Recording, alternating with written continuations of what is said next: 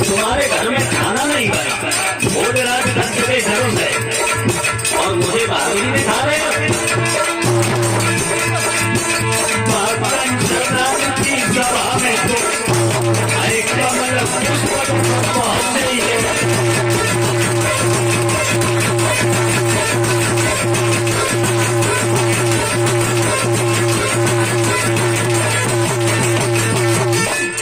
समझा करके जवाब दिया दामाद, कन्हैया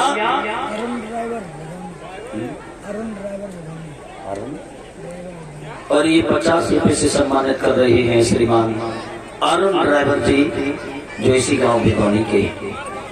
श्रोताओं, इधर दामा कहने लगा मुझसे बड़ी बातें कर रहे हो, तमाचा लगा देंगे। अरे तुम एक तमाचे की बात करते हो, 6 दिन हो गए तुम्हारे घर पे रोटी नहीं बनी, कंसकी डर से एक छबरिया पुष्प अगर पहुंचाए दो तो तुम समझेंगे तुम बनवा रही हो, फटे जा रही। भगवान कन्हैया मुस्कुरा गई, बोले दामा पुष्पों की बात कर रहा है, एक छबरिया भगवान श्याम सुंदर ने और कदम प्रथा पे बेटी मोहन ने छलांग लगाई।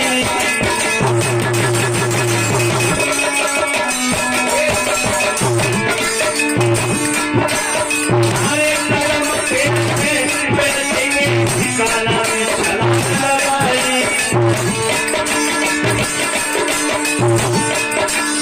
दामा के पेट में पानी हुई मन सुखल से आई।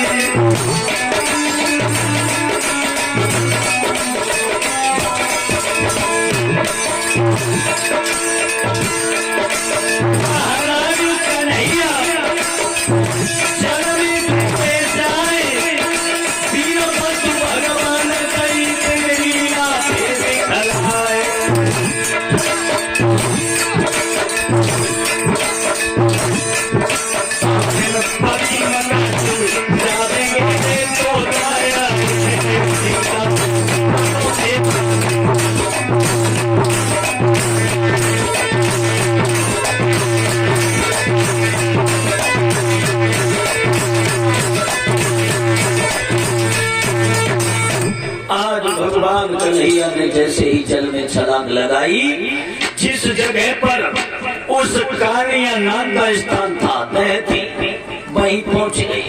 उधर श्याम सुंदर काली तह पर पहुंचे और इधर सभी ग्वाला दामा से बोले, दुष्ट अरे तुझ पे पत्थर पड़ जाए, तुझ पे श्याम सलोना तूने खो दिया, अब मेरा कन्हैया लौट के वापस नहीं आएगा। दामा तूने बहुत बुरा किया, तुझे ऐसा नहीं करना था। मैया यशोदा और बाबा नंद तरफ तरफ के प्राणों की आहुति दे देंगे। दामा फटे हुए चितड़े के पीछे तूने श्याम सलोनी को खो दिया। सभी सखा रो रहे हैं, यहाँ तक कहीं नहीं, कोयलें अपनी आवाज में बुला रही है कृष्ण, गाय खूंटों पर रमा रही है कन्हैया के लिए। और जो बाबा नंद और यशोदा ने सुना, बुरा हाल हो गया।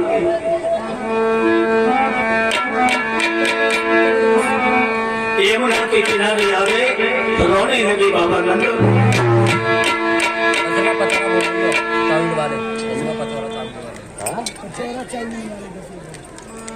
और 10 रुपए से सम्मानित कर रहे हैं चाउमीन वाले भैया जो पचौड़ा से आए हैं। भगवान हमेशा सबकुछ प्रदान करता रहे, जीवन कृतार्थ है इनका। बाबा नंद रो रहे हैं कृष्ण के लिए, खड़े यमुना के किनारे। मैया यशोदा का बेहाल हो गया कि बाबा ने छाती पीट कही, मेरे कृष्ण कन्हैया कहाँ गए। और यशोदा चिल्लानी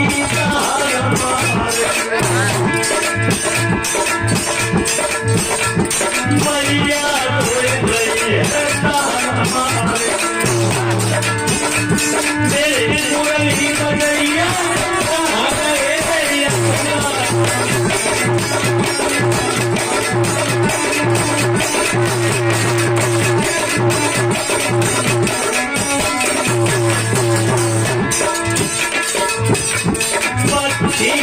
रहे कांच खोले होटल में चाय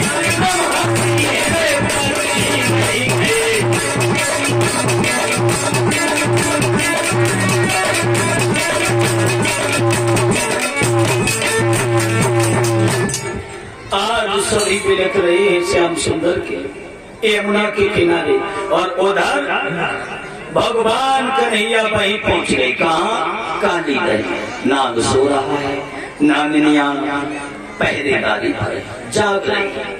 भगवान कन्हैया पहुंच गए, बोले ओए नागिनियां जगाओ। जवाब दिया, लाला तेरी बाली उम्र है और छोटी उम्र का बच्चा बड़ी बात सुबह नहीं देती है। बेटा तेरी मैया तेरी याद में बिलक बिलक के मर जाएगी। चला गया यहाँ से कि मौत को न्योता देने आया है। कृष्ण कहने लगे ग्वालिनी आओ या तो जगा दो न मैं खुद जगा लूंगा।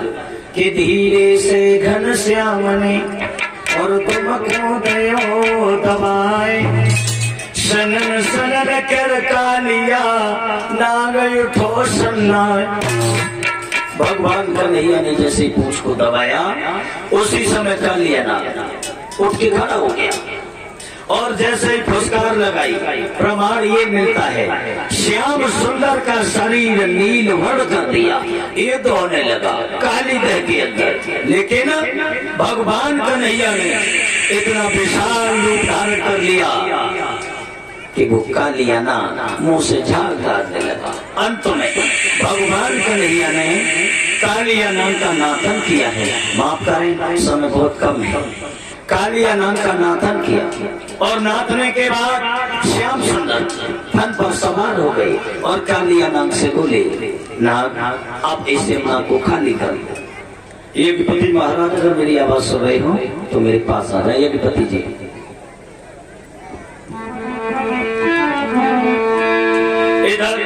भगवान श्याम सुंदर कालिया नाम से बोले इस यमुना को खाली कर दो।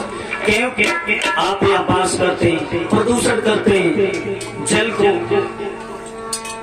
जहरीला बनाते हैं, गाय बछड़े पीते खत्म हो जाते। आप चले जाइए यहाँ से। कहने लगा श्रीमान मैं कहाँ जाऊँ? बोले रमणक द्वीप पर। बोले वहाँ गरुड़ नहीं छोड़ेंगे। जवाब दिया मेरी आज्ञा है, गरुड़ आपसे कुछ नहीं कहेंगे, आप चले जाइए।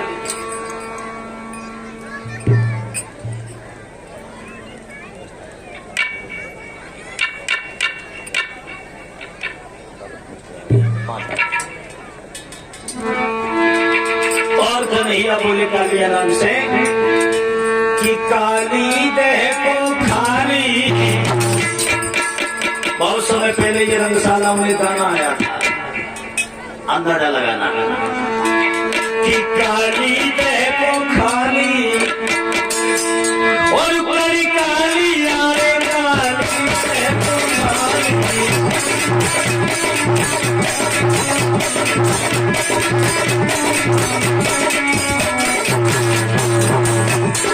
भगवान बोले कालिया नाम से काली काली देह को खाली और बड़ी काली काली देह को खाली।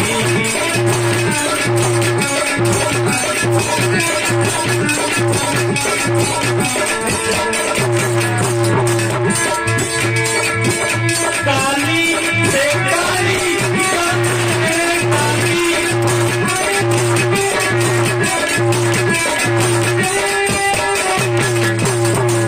तमल काली का दामन चले काली हो काली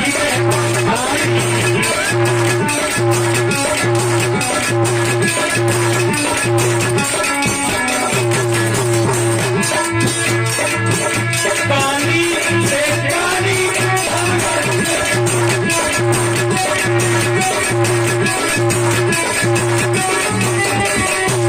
जब काली का दामन चले काली हो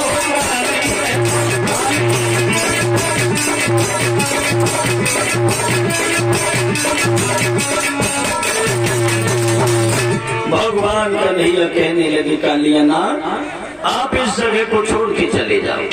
लेकिन श्रोताओं समझा करके जवाब दिया, हे श्रीमान मैं काली देह को छोड़ के जाऊंगा, लेकिन वहां मुझे श्राप लगा हुआ है, गरुड़ खा जाएंगे। जवाब दिया, मैं उस श्राप से तुम्हें मुक्त करता हूँ। बहुत सुंदर बात है, समय तो थोड़ा लग जाएगा, 2 मिनट था, जिंदगी में काम आएगी, याद रखना, बहुत बढ़िया बात है। कालियानान रमणक दीप को छोड़कर काली देह पर क्यों रहता था? श्रोताओ,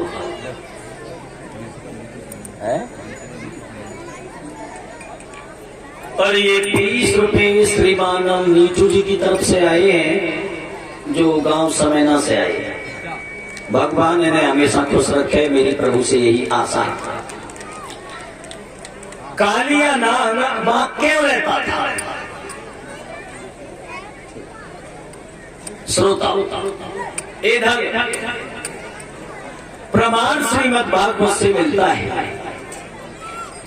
एक दिन नाम सुना होगा तुमने कश्यप ऋषि का। उनकी कश्यप ऋषि की एक पत्नी कद्रू और विनिता। तो कद्रू और विनिता में ये बहस हो गई कि इंद्र के घोड़े सफेद हैं, एक बोली कि इंद्र के घोड़े श्याम वर्ण हैं। बहस छिड़ गई दोनों, गरुड़ और नाग की माताओं में। अब एक दूसरे में संघर्ष भी छिड़ गया, लड़ने लग गई दोनों। लेकिन गरुड़ ने अपनी मां से पूछा, मां विनिता ये बताओ तुम इतनी उदास क्यों रहती हो?